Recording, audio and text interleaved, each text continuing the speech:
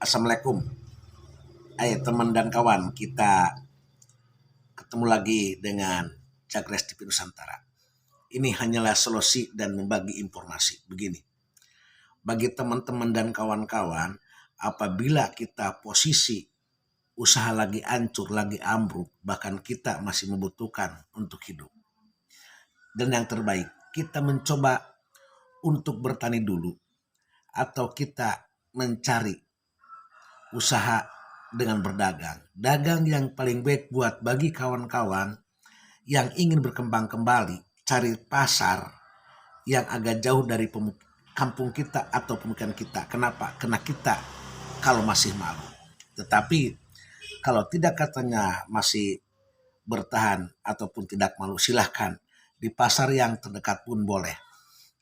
Usaha apa yang baik? Usaha yang baik hanyalah di sayur mayur ataupun di rempah-rempah. Kenapa? Rempah-rempah sekalipun harganya murah, tetapi dibutuhkan orang banyak. Lalu bagaimana setelah kita pulang dari pasar, kita memungut sayuran yang terbuang. Baru kita masukin karung dan kita bawa pulang. Karena kita di rumah itu ada peternakan entok ataupun unggas. Lalu bagaimana? Kita dipotong-potong. Setelah itu kasih pakan. Dan inilah solusi yang terbaik untuk bagi teman-teman yang situasi sekarang masih membutuhkan perekonomian atau untuk mempertahankan ekonomi keluarga.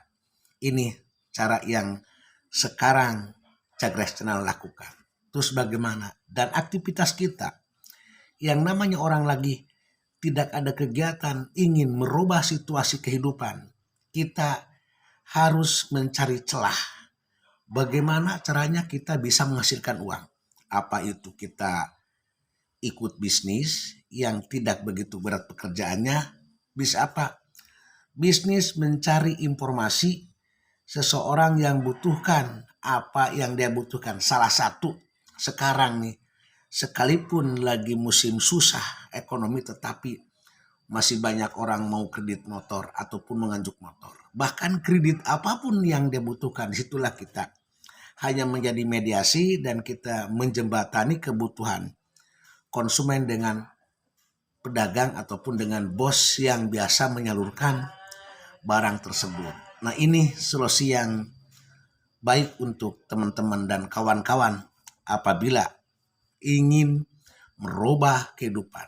Dan setelah kita lakukan, kalau kitanya gigih, pasti perubahan ekonomi akan terbukti. Tetapi apabila teman-teman dan kawan-kawan tidak mau melakukan, tidak mau merubah posisi kita sekarang, ya maaf, siap-siaplah kebutuhan ekonominya akan gratis mengurang bahkan menurun. Disitulah bisa membuat pemikiran kita depresi.